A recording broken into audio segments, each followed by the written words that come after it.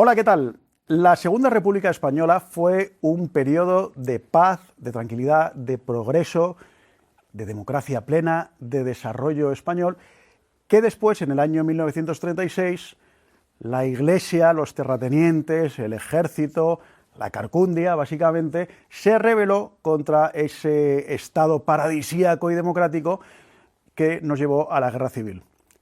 Si usted cree que esta es la visión histórica correcta, quizá le va a ir bien ver este vídeo, porque la pregunta es, ¿nos han contado bien la guerra civil española? José Antonio Méndez, ¿nos lo han contado bien o no?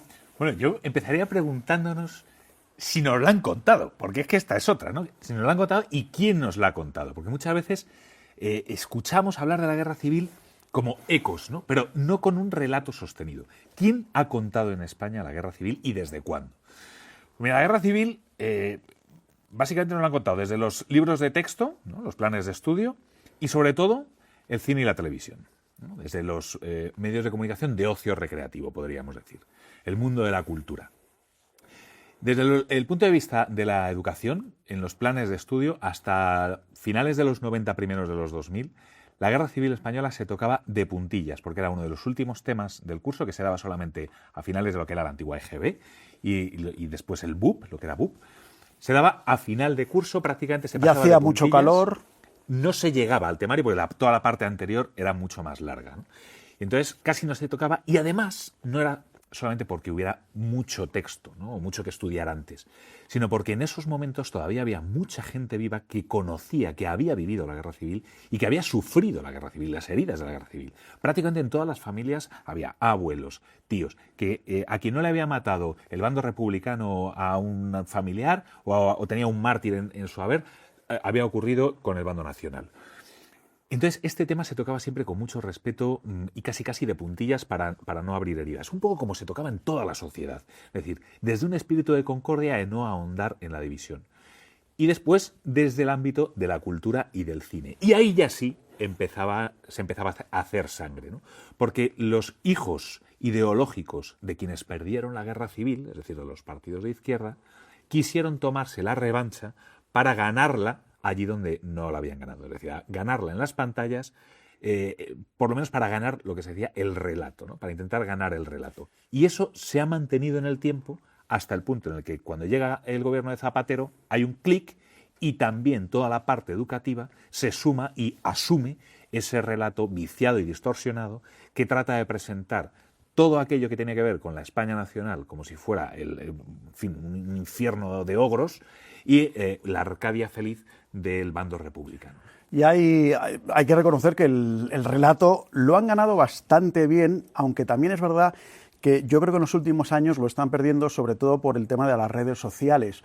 Era muy gracioso ver la preocupación de nuestros políticos de izquierda que, según algunas encuestas, pues muchos jóvenes de menos de 25 años decían pues que Franco no les había parecido tan malo, y decían, algo hemos hecho mal, que a pesar de todos los esfuerzos dedicados, tal. Bueno, sin entrar ahora en el debate moral sobre Franco, yo lo que he empezado diciendo al principio del programa realmente fue un poco un discurso de Pablo Iglesias, que él ha repetido hasta la saciedad, pero básicamente, bueno, pues eso, que había una república plenamente democrática, donde las artes, las letras y la economía iba todo estupendamente, donde se fundaron no sé cuántas escuelas, etcétera, etcétera, y de repente, bueno, pues eso, la avaricia de unos pocos que no querían cambiar, lo dieron todo al traste, ¿no?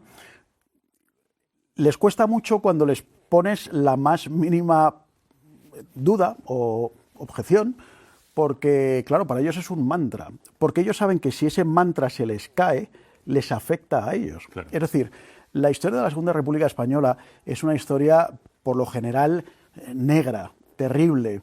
No te suelen hablar de que apenas 20 días después de proclamada la Segunda República Española, el 14 de abril de 1931, empiezan los incendios de iglesias. No te suelen contar tampoco que hubo varios pronunciamientos, por supuesto el de Sanjurjo y otros muchos, además de huelgas generales violentísimas, luego aparte de otros sucesos, como por ejemplo el suceso de Casas Viejas.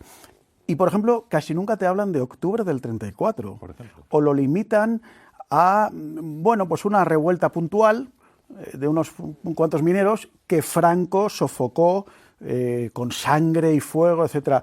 Bueno, lo que no te están contando, realmente le intentan quitar importancia, como que no fue una cosa tan importante, cuando está absolutamente probado, cómo llevaban meses preparando, cómo desde el PSOE, tanto Largo Caballero como Indalecio Prieto fueron los que estaban detrás de esto, que Indalecio Prieto después en sus memorias se arrepiente de eso, y como había una situación terrorífica, y como en febrero del 36, por ejemplo, las elecciones generales, de las que todavía ni siquiera están los resultados definitivos, porque se perdieron muchísimas de las actas, fueron unas elecciones absolutamente fraudulentas, las de febrero del 36. Y por último, que entre febrero del 36 y el 18 de julio de ese mismo año se produjeron alrededor de 300 asesinatos en las calles.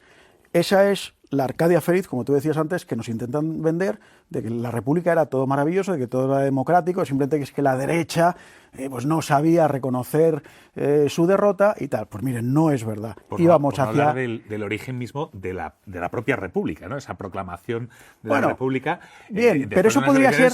Bien, pero podría ser... Bien, se podría dar por válido, porque bueno, el rey se va, en fin, entonces se aprovecha el vacío de poder y aparentemente ni siquiera la derecha se pone en contra de la República. O sea, bueno, lo que pasa es que cuando 20 días más tarde empieza a haber incendios de iglesias, cuando sale la Constitución española y donde un tipo tan absolutamente anticlerical como Azaña lleva a cabo, bueno, pues toda la reforma educativa, que básicamente expulsa a los religiosos de la escuela, en fin, todo este tipo de cosas, claro, hay gente que dice, oiga, es que están intentando formar un país sin la mitad de la población.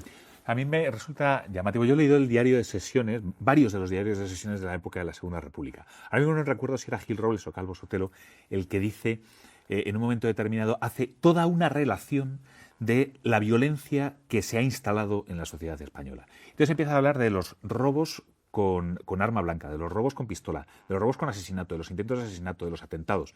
Entonces acaba diciendo, España puede vivir en una monarquía o puede vivir en una república. España lo que no puede vivir es instalada en la anarquía violenta. Poco después estallará la guerra. Claro, cuando estamos hablando de si nos han contado bien o mal la guerra civil, es también porque nos han contado mal lo que da origen a la guerra civil. Es decir, ¿por qué hay dos asonadas, al menos dos asonadas militares y un golpe militar contra la República? Pues porque llega un momento en el que los militares se alzan en contra de una situación que consideran insostenible, ¿no? Esto se pasa por alto. Y entonces lo que parece es que unos militares con delirios de grandeza dan un golpe de Estado porque quieren ocupar el poder. Cuando en realidad esos mismos militares se habían pronunciado a favor de la República en determinados momentos. Y fue Franco, por ejemplo, el que aplaca la Revolución de Octubre en Asturias, precisamente en defensa de la República. Exactamente, en defensa de la República. Hay un momento en el que las derechas republicanas asumen la defensa de la República como un sistema constitucional perfectamente válido. ¿Cuándo se rebelan? No solamente los monárquicos, sino se rebelan cuando están viendo que católicos, todos aquellos que son sospechosos de ir a misa, simplemente son perseguidos, son hostigados.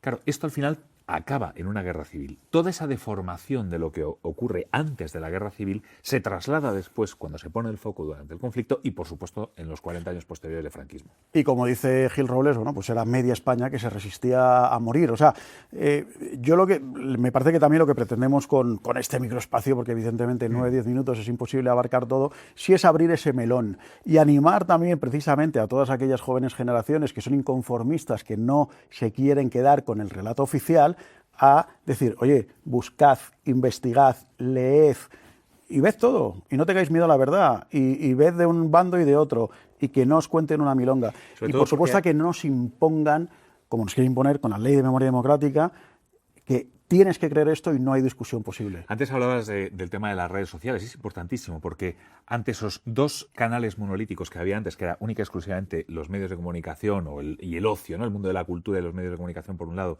y el canal monolítico también de la educación por otro, las redes sociales y el acceso a Internet nos han abierto la posibilidad de formarnos, de llegar a información, de llegar a fuentes documentales que son absolutamente necesarias para conocer nuestro pasado. Por ejemplo, una buena forma es compartir este vídeo en las redes sociales de cada uno. Por ejemplo, y es tanto este vídeo como otros muchos vídeos que vamos a ir sacando aquí en la zona anti-woke. Aquí sí que les esperamos en el próximo espacio.